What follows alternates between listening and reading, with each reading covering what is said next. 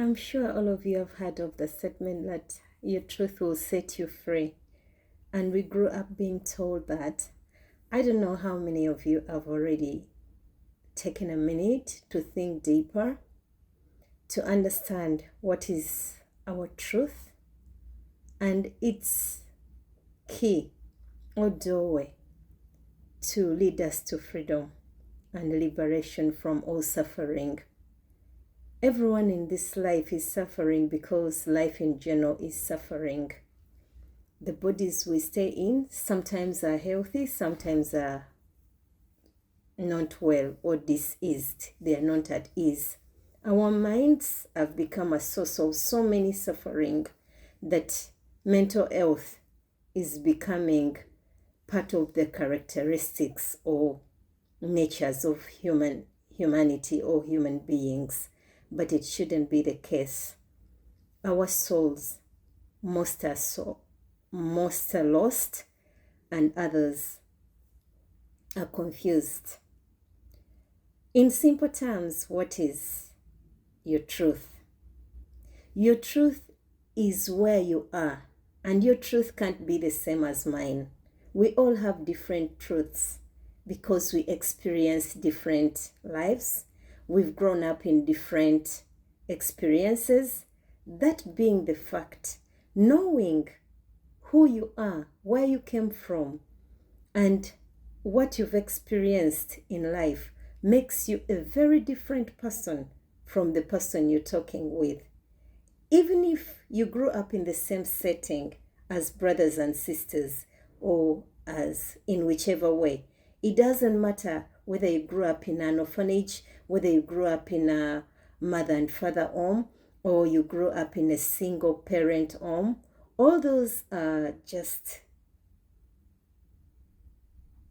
should I say, excuses? Please get me right. I don't intend to judge, and I don't intend to cause more pain than what you're already suffering or we are already suffering. Understanding that where you were as a child and the people who looked after you were really different, and they were also going through different human experiences, makes you get an understanding that this is my truth. Many people are talking of childhood traumas. Most are talking about the failures of their parents without going to the why, to the reason. And I understand those were experiences that you went through. Do you have to carry them? Do you have to become them? Because you are the experiencer. Everything you can tell the story of means that you know the story, but you're the one who witnessed it. It means you've already walked that journey. Could we take our truth as the ability to retell the story without attaching any emotional feelings to them? As I speak to you, I've hurt people and people have hurt me. The only difference is that I chose that I'm not going to carry any more luggages that don't belong to me. I've done my Kalamic debt renewal by asking for forgiveness. Because we are spiritual beings, you don't even sometimes have to physically go to the person. You can send your forgiveness as long as that is your intention.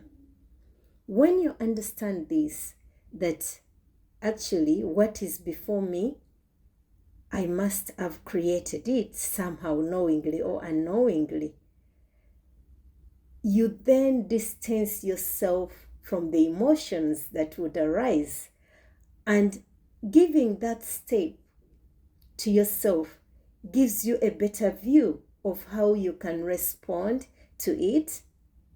And even if, because old habits die hard, even if you've reacted, you will self-analyze and you say, was it worth it? Should we walk life heavy laden with a lot of things in our hearts? I think, and I know, it is very easy and it is doable that we let go of what has been. I believe that you can start where you are. And if you are in a place where there is physical danger or pain being inflicted to you, you have a right to stand up for yourself and tell someone. In all countries, no matter how bad they are, there is the police. The governments put people there to protect. You can run to them. We have families. I've not seen yet a family which will all come together and gang up against one person. There is always an escape. Stop crying when you're not moving your feet. It is time to take action, but with consciousness. And it's time also to stop wanting or desiring to touch everything we see. Your eyes show you a lot of things.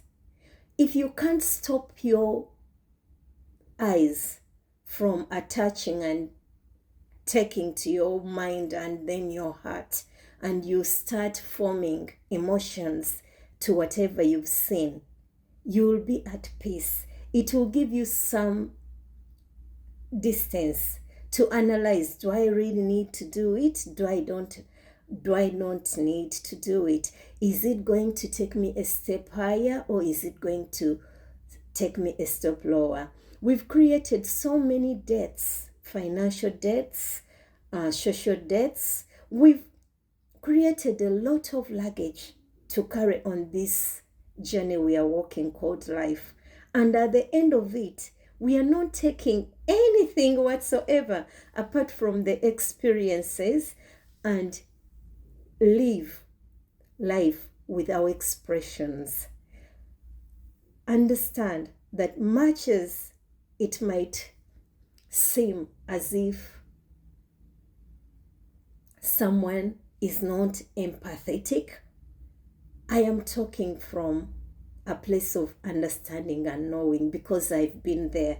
I've been at a time where I blamed, oh, why did he have to tell me this? Why was it? Then I was like, but the person was just expressing who they are. If a person is a liar, all they know is to lie, so they'll give you lies. Whose fault is it? Me, for believing that a person whom I don't understand well has capacity to make me lay out my life for them. So I brought back that power to me. Then I used to think, oh, so and so is responsible for knowing how I feel. There are some people who actually don't care about life. If I value my temple, there is somebody who doesn't mind how they expose themselves, and that is that is how they are. So me moving with such a person, it's not their fault. It is my fault for doing something that does not align with me. So, having known that, it is our desires to have, to own, to attach, to have something. But remember, my dear, we came with nothing and we'll part with nothing. Don't lose your life chasing life. Don't overburden your life of things that mean no value. Every night you go to sleep, you don't take anything with you.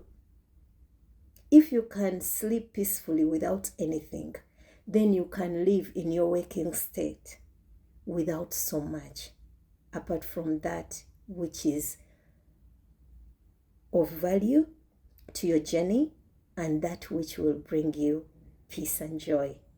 Much love and blessing. May we all awaken. Namaste.